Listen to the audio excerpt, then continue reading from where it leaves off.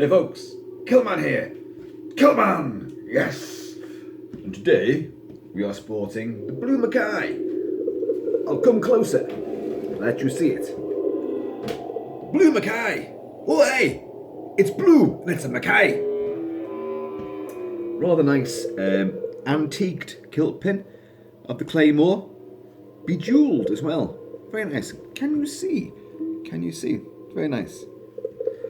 So, folks, how are you all? Hope you're well. Yes, I've had a busy few days. My son, yes, Luke, my protege. Luke, I am your father. Search your feelings. You know it to be true, even though I wear a kilt. And you don't. He was 18, so we've had a big weekend of partying and going out, meals and stuff. Just lots of stuff. Family stuff. So all those videos I promised to do, well, they're coming. And I know I said I was going to review this, I'm going to review that, and I've got a review for you, but it's not what you were thinking, not what you were expecting, but it's good nonetheless. I'm going to take you back now through the mists of time. We're going to go back to 1961, to a film which goes back even further in time, back to the ancient times of old Greece, the time of Hercules and Hades and Persephone and Theseus and other bizarrities from that time of mythology and yore. And this is a film by Mario Bava, the great Mario Bava. This is a guy who started as a cameraman and a lighting technician, and he then migrated onto actually making movies himself. And what a filmmaker he turned out to be, because he covered every genre going. He could do sex comedies, he could do westerns, thrillers, he could do sword and sorcery, he could do, obviously, he cut his teeth really making horror movies, but he did Viking movies, westerns, God, you name it. Did everything. I'm going to turn it down just a wee bit. We're going to get to that soon now. And his particular style, bold, vivid colours, fluid camera work, exceptionally atmospheric lighting, baroque music, incredibly visual storytelling, very senses overblown. Was a huge influence on many other filmmakers, most notably, of course, the Italian shock auteur Dario Argento, the guy behind Suspiria, Inferno and Tenebrae, who I've gone on about in the past many times. He even worked with him, actually, with Dario Argento, and that distinctive visual style has bled into many other filmmakers. This is a guy that also made a movie called Planet of the Vampires, which I do believe is here. Yes, Planet of the Vampires. And that was partly the inspiration for the film Alien. Yeah, there's an entire sequence in this movie where Ridley Scott, did you pilfer this sequence? It's got a really elaborate, beautiful sets are fantastic, and the colours once again are fantastic. But you've got this alien sort of skeleton, fossilised skeleton, sitting in a big chair. Does that ring any bells? Plus, this is an alien planet where there's been a distress signal, another ship goes there, and the same thing happens to them. There's people in the crew that you can't quite trust. It's awesome. It's an awesome movie. But you can see how its fingers bled into Ridley Scott's classic that is Alien. But we're going for a different movie now. This is from the peplum genre. Peplum actually means sword and sandal. Not sword and sorcery so much, because in the early 60s, late 50s, early 60s, the Italians were cobbling out lots of fantastical, myth and might, big brawny, huge bodybuilding guys who were going around, doing heroic deeds, daring do, and bedding wenches and damsels and saving princesses and vanquishing armies of bad bastards, and ne'er-do-wells, rescuing kingdoms. But the film we're going to talk about today is Hercules in the Haunted World, otherwise known as Hercules versus the Vampires, otherwise known as, hold on, Vampire gegen Hercules, which is the German version, because that's the version I've been watching in this rather elaborate and fantastically detailed little box set, with fabulous artwork. More on which later. But yeah, Italian movies were always the sort of thing where they would draft in an American or a British leading name, and they would have them, with an international cast, and usually they would present them with a script, and the script would be written in their own individual language, because the Italian filmmakers always knew they were going to dub these films into French, Italian, German, Spanish, English, so it didn't really matter what their cast were saying to each other, so long as they had their script and they could get their lines out. Didn't have to read, in a particular language, just read your own. Now that happened in the 60s, the 70s, the 80s, I think it probably ended in the 80s, probably, but anyway. Hence why this bugaboo dubbing that you get in these movies, where the lips are going blah, blah, blah, blah, blah, and the words are sort of coming out from over there somewhere. And in this particular movie, Hercules is played by the great Reg Parke. Reg Parke was a Yorkshireman, but a champion bodybuilder, Mr. Universe. I think he won it 3 times. Incidentally, he is the guy that was the inspiration for Arnold Schwarzenegger, Arnie, the Austrian oak, to take up bodybuilding, because Arnie just saw Reg Parke's body as being just the epitome of physical perfection. And as luck would have it, in later life, Reg Parke would actually become the trainer and the advisor to Arnold Schwarzenegger, helping him to win Mr. Olympia himself. So, great little legacy there, I think. Not a great actor, but you don't find many bodybuilders that are great actors. But Reg Parke had a charisma, he had a fabulous smile, he had a warmth about him, he had a stoic nobility as well, which made him perfect for the role of Hercules, the great, Greek sort of semi-god, isn't he? He's the son of a god, he's the son of Zeus, so, and he gets all his tasks and he goes on missions and he does this and that and the other. And in this particular movie, he is pitched against Christopher Lee. Yes, Christopher Lee. Dracula! And who is playing, rather bizarrely enough, a sort of king of the vampires. How'd that come about? Now, Christopher Lee, this is now 1961. In 1958, Christopher Lee and Peter Cushing had broke the mould, the horror mould, with Curse of Frankenstein, where Christopher Lee played the monster, and obviously Dracula, or in America, Horror of Dracula, where Christopher Lee was Dracula, and Peter Cushing was Van Helsing.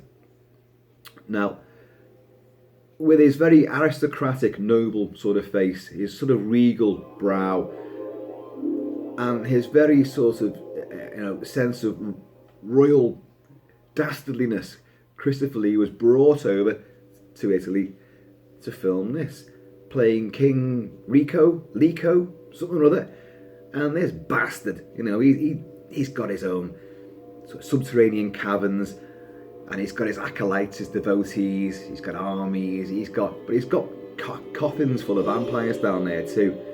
And, he wants to bring about, well, I don't know what he wants to bring about, because the plot of this rather insane movie hinges upon the fact that Hercules' girlfriend, Dionysus, not Daenerys from Game of Thrones, but Dire something anyway. Dire Straits. And in a rather weird thing, he's put a spell on her, so she's forgotten pretty much who she is. And she's sort of wandering in like this limbo between, the living and the dead. Don't know why. So when Hercules comes back after, missions around, Spain and Italy, because that's where it was filmed, he wants to see the love of his life. but she doesn't recognise him, and she's in this sort of vaporous sort of, trance-induced sort of, fugue. But what's happened to her? Hercules, I don't know, but her mind has gone. I suggest you go and see the Oracle. And so the Oracle, in this lovely sort of pool house full of the most gorgeous colours, does all freaky things with her arms and converses with the gods and tells Hercules, look, you want to bring her back, you are going to have to go to the ends of the earth, to the land of eternal darkness, and thereupon you will find the apple. Is there always an apple? Garden of Eden. People don't learn, do they? And fructose, isn't as good for you as we once thought. And got to go out there, get the apple, bring it back, and then hopefully we can avert some kind of whatever the fucking catastrophe is going to be. Because there's going to be mankind is going to be toppled, and fucking underworld, Hades, is going to rise up, or something. But it's not quite as simple as all this, because Hercules has two mates, Theseus, played by I can't remember his name, and Telemachus, who's the comedy relief. Oh fuck, played by somebody else, Italian. And these intrepid, trio are going to journey to this land of these voluptuous, gorgeous female sirens type of thing. They've got a name, but I forget what it is now. And these women live in the land of eternal darkness. They will show Hercules the tree where this apple grows, but he's got to get up this fucking tree, and it's hundreds of miles tall. He falls.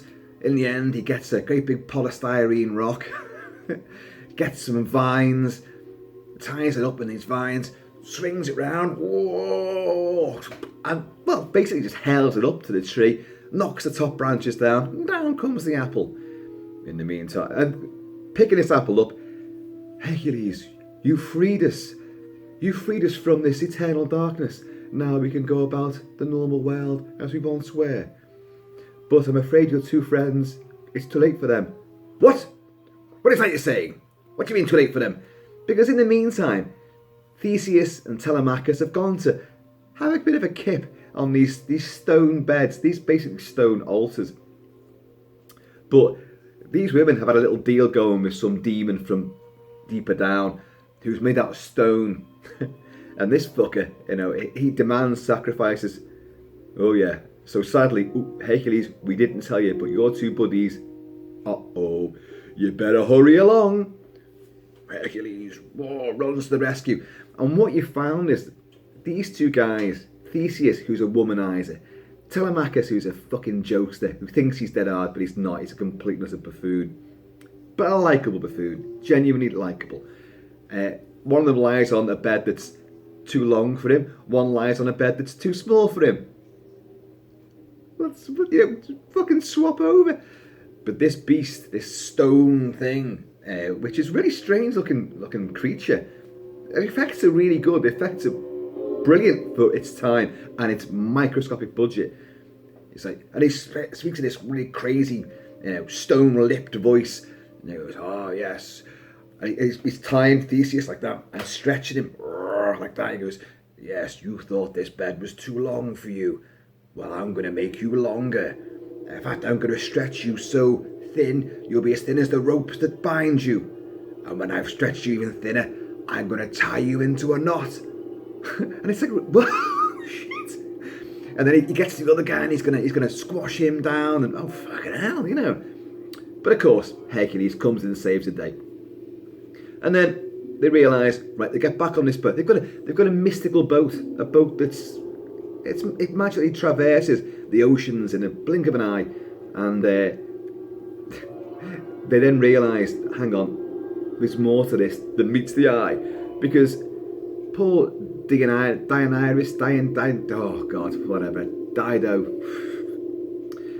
to bring her memory back, they also need to go down to Hades. That's the underworld, down there, full of all the dead souls.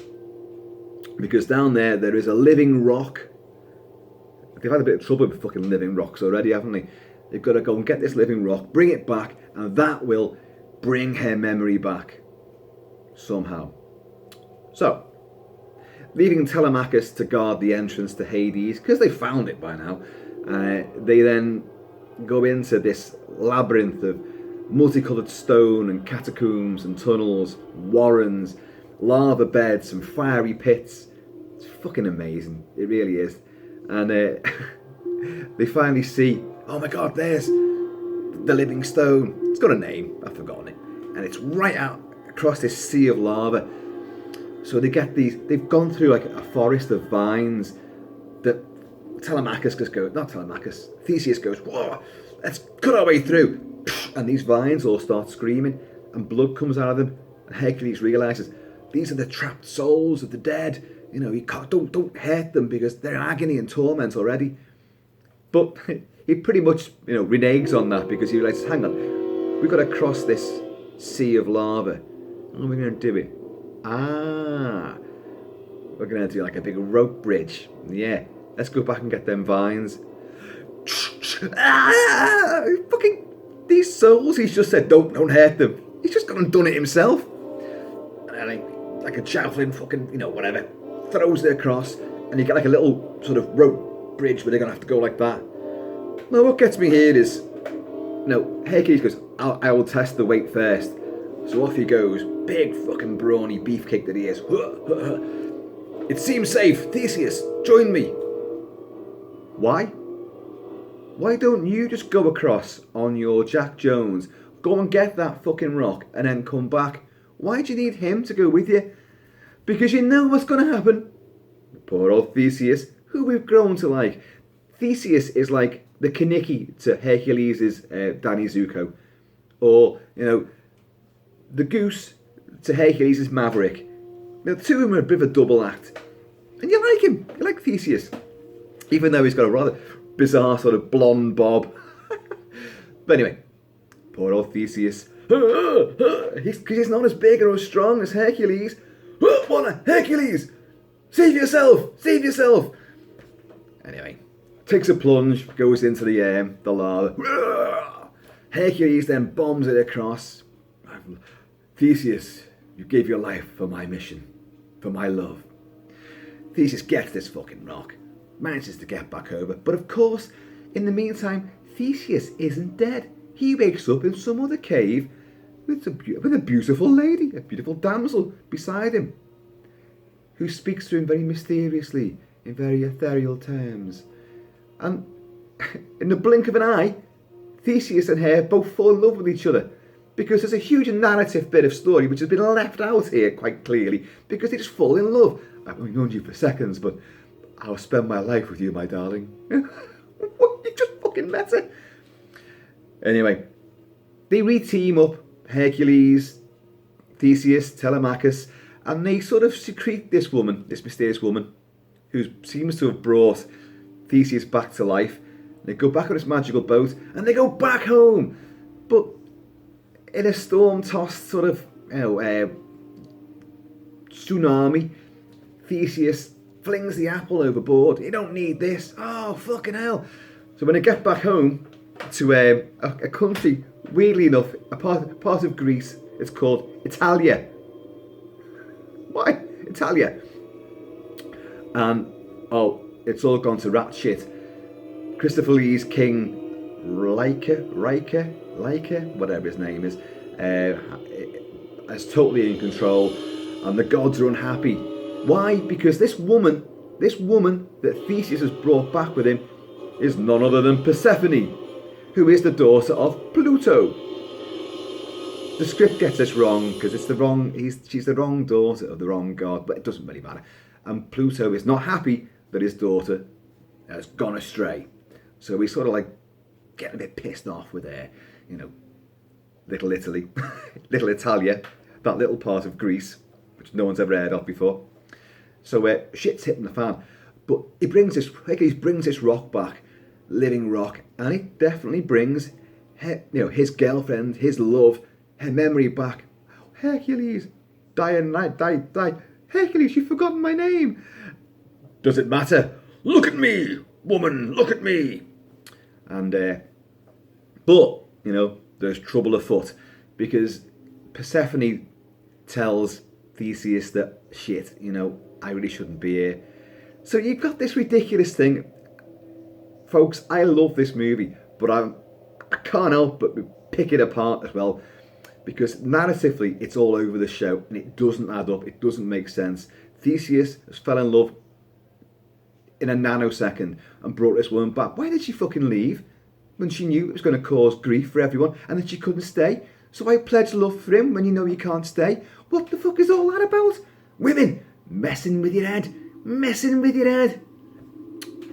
And of course, it brings Hercules and Theseus to a rather ridiculous fight. Hercules doesn't want to hurt his mate, and Theseus is like, no, I will not let her go back. I fought for you and your love. You must defend mine, otherwise you will die. And Hercules is going, but you can't fucking kill me, can you? Because, you know, I'm 10 times your size, and I'm the hero of the gods. But they have a fight. Big scrap. It's stupid. Theseus gets laid out. But in the meantime, because I know you people are thinking, why has it got fucking vampires? Where's the vampires? Well, Dionysus, Hercules' girlfriend's handmaiden, hears something outside the bedchamber in this ornate palace, goes out and has a look, sees something coming towards her, screams! And then when you see her body next time, there's 2 great big puncture marks in her neck. The typical old Count Dracula. And blood. She's dead. But who's done it? You didn't see, did it? Christopher Lee then tries to take out, because I didn't even know why he's doing it, but he's the evil sod. He wants Dionysus, he wants that fucking fit girl that Hercules has been banging. He wants her for himself, for whatever reason. And he wants to raise up an army of the undead which are living underground. So he takes Dionysus down and he's going to try and fucking, I don't know, sacrificial ritual. Hercules comes bombing it down just in time for all these coffins, stone coffins with great big stone lids on them, get lifted aside, and these strange skeletal beastly hands come out, and these really wacky fucking weird vampires just assault him, and he'll start flinging them round. He goes through a wall where the walls are crushing him, and he's got all these things all over him, and they fly. Some of these things actually fly as well, and they swoop down on him. It's a great effect, except in high definition you can see the wire, but you know, it doesn't really matter. And he's gonna thwart, you know, this final. Christopher Lee is going to try and stab, you know, his bird. He gets up, stops him, big fight ensues, but it's not really a big fight, you know, because it's Hercules, isn't it? But Hercules has to fight off legions of these vampires at the same time, and picking up all these sacrificial, like, altar stones. He just keeps hurling them down this hill and laying waste to swathes of these really creepy looking undead, and saves the day, and it all ends very happily. But folks, I know I've made this sound as hokey as hell. In fact, trust me, I've not made it sound anywhere near as hokey as it really is. I've given it more semblance of a plot than the film actually has. For a peplum movie, there's not a great deal of fighting in it. There's not a great deal of genuine action. There's not, you know, gladiatorial bouts. There's a few scraps and skirmishes, but it's what makes this film is its blend of heroics and horror. It is, more than anything else, a horror movie, and visually it's one of the most sumptuous films you're ever going to see. This is where the strength and the majesty of Mario Bava really lies, and why this film has got such a huge cult reputation. Now, I know a lot of you may not have heard of the film, but the Hercules films in the 60s were huge, and this is the one that all the critics cite as being the best, because of its mood, because of its atmosphere, because of the presence of Christopher Lee. I said before, they're all dubbed. Christopher Lee is a guy that could speak probably about 25 different languages. He was fluent in Italian, he was fluent in German, all the European languages, he could speak them.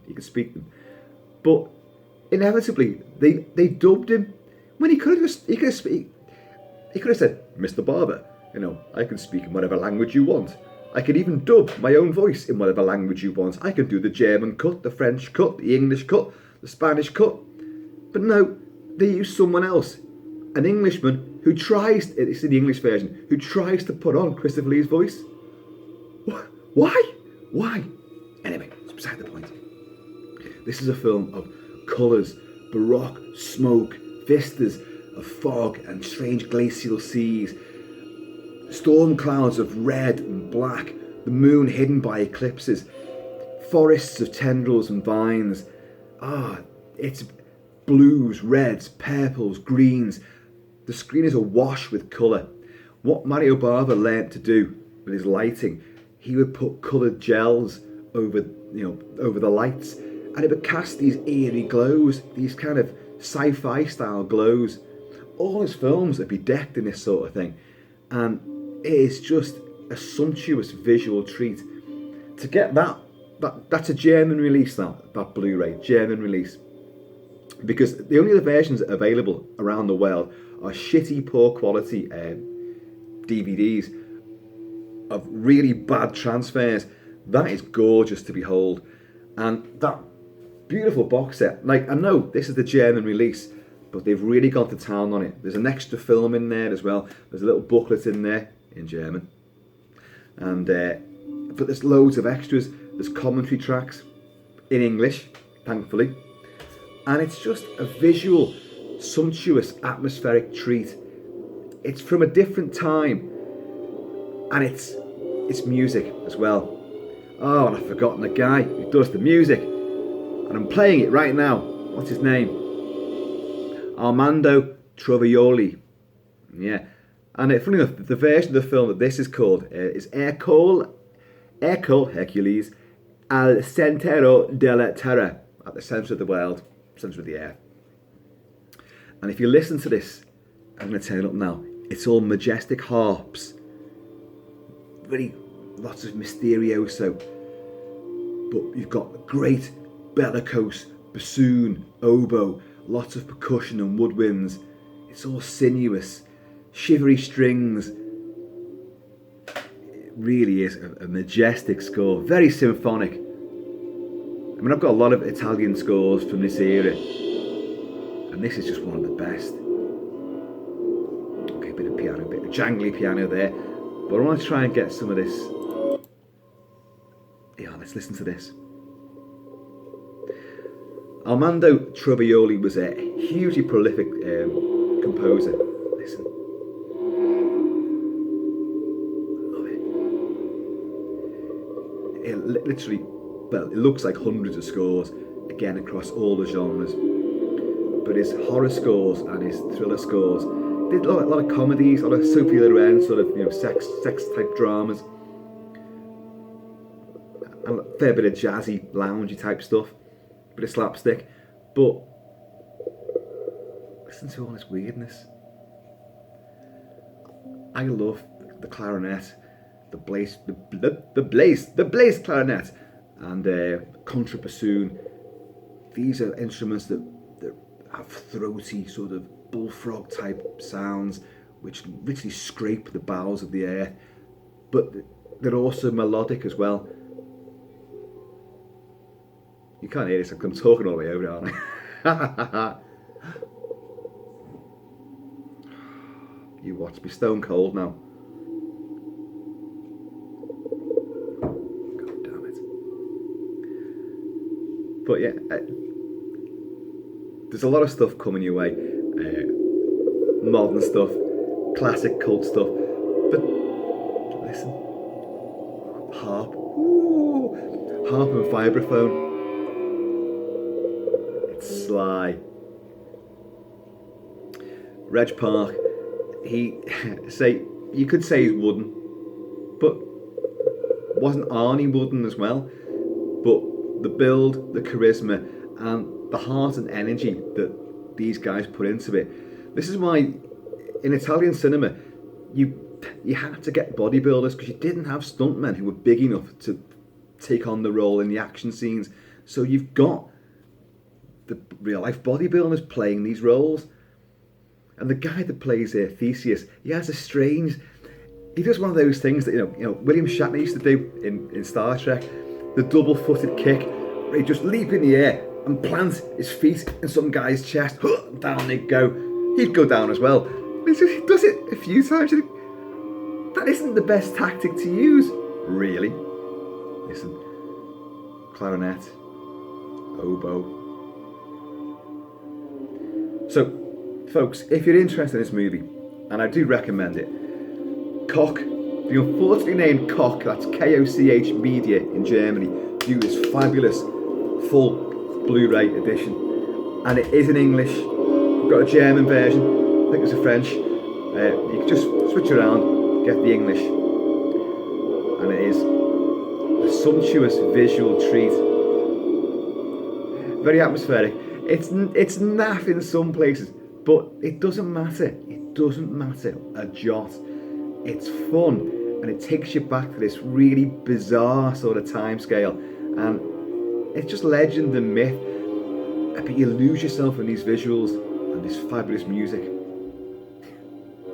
So folks, Hercules in the Haunted World, and it is more of a horror film than an action movie, which is obviously, two of my favourite genres of all time mixed together, and I love it to bits.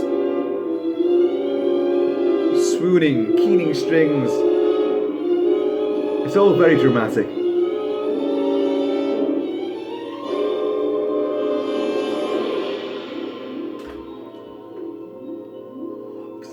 Isn't it great? Folks, got much more to come your way, much more. This was just something I had to get at, an itch you can't scratch. I just thought, I'm gonna have to cover this movie. I'm gonna have to cover it. Tell the world. Anyway, folks, that's it for me for now. So, take care. Watch out for stone demons and flaming lava pits. They ain't good. And I'm gonna see you all later.